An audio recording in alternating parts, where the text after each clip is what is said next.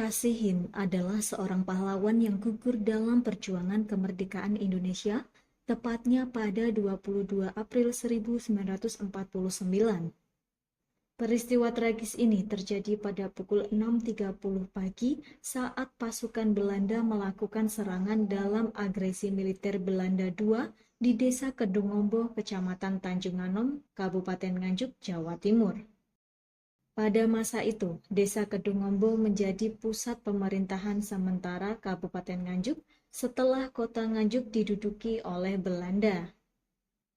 Kapten Kasihin yang menjabat sebagai Komandan Kompi 2 Sriti memimpin sekitar 300 personil untuk mengawal jalannya pemerintahan Kabupaten Nganjuk di desa tersebut.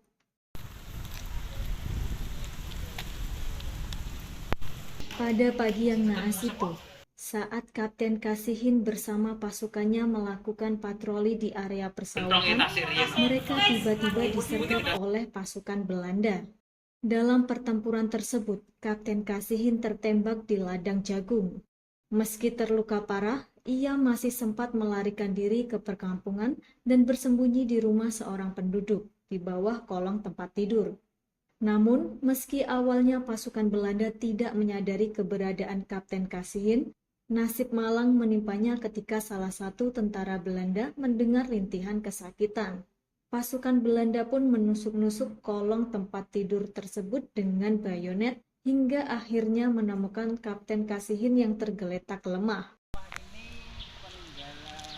Setelah mengetahui bahwa yang gugur adalah seorang kapten, tentara Belanda mengambil pangkatnya dan memberikan penghormatan sebelum meninggalkan lokasi. Meski terluka parah, Kapten Kasihin masih sempat berbicara kepada pemilik rumah dalam bahasa Jawa. Yo ngene iki resikone bela negara, yang berarti inilah resikonya membela negara. Kalimat ini menjadi kata-kata terakhir Kapten Kasihin sebelum menghembuskan nafas terakhirnya.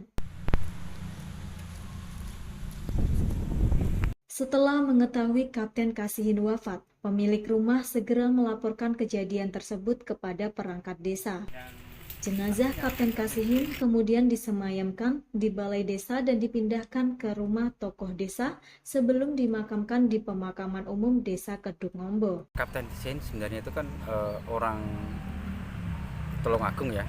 Dia itu dulu seorang guru pelajar, jadi pernah ngajar di SR atau SD pada masa itu. Setelah itu mendaftarkan diri menjadi TNI di Surabaya sana, akhirnya menjadi TNI lah. Ketika agresi militer kedua, beliau itu masuk di Batalion 22 Sriti ya.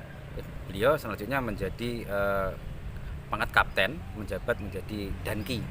Nah, setelah itu ketika agresi militer kedua, beliau itu ditugaskan di wilayah Kabupaten Nganjuk, di wilayah Nganjuk bagian selatan, tepatnya di Desa Kedungombo.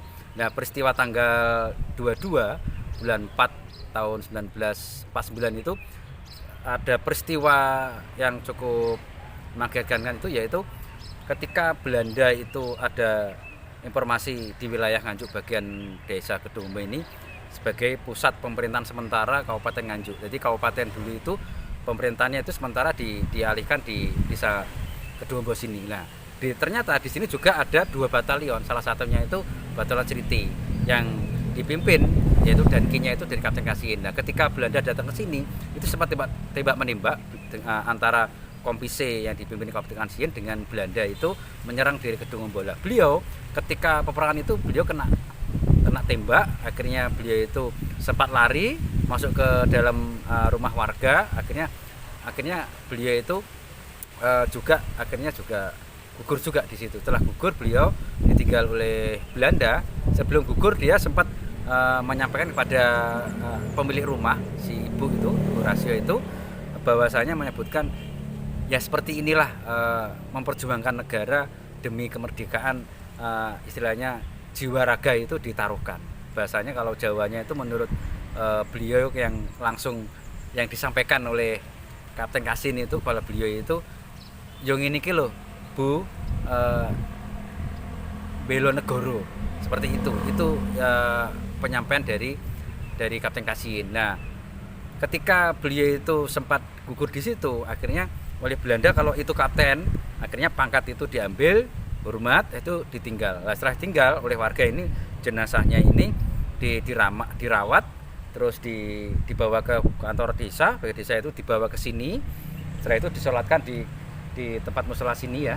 Setelah itu jarak 1 hari itu dimakamkan di makam sebelah di Kedungombo itu. Nah, akhirnya makam tahun 1950 itu makamnya itu dibongkar. Nah, yang Kapten Kasihin dipindah ke Tulungagung sesuai kelahirannya. Yang Kopral Bango, satu perjuangan yang juga tertembak, itu dimakamkan di Taman Makam Pahlawan Kabupaten Nganjuk. Di pemakaman umum Desa Kedungombo, secara tak terduga, seorang pejuang kemerdekaan bernama Subroto, yang merupakan mantan anak buah Kapten Kasihin, bertemu dengan Ati Ismiati, seorang wanita yang sedang berziarah ke makam orang tuanya. Ati Ismiati mengungkapkan bahwa ayahnya dulu juga berjuang bersama Kapten Kasihin.